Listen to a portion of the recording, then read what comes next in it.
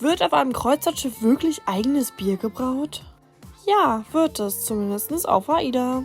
Und zwar auf allen Schiffen, wo ein Brauhaus ist. Im Brauhaus wird dann das ganze Bier produziert. Es gibt sogar einen Braumeister, der ist quasi für den ganzen Brauprozess verantwortlich. Die Rohstoffe fürs Bier müssen natürlich auch gegeben sein, wie Wasser, Malz, Hopfen und Hefe. Danach folgen noch ein paar Prozesse, wie das Bier denn gärt und alles Mögliche, was ich nicht erklären kann. Falls es euch interessiert, bucht doch mal einen Workshop an Bord.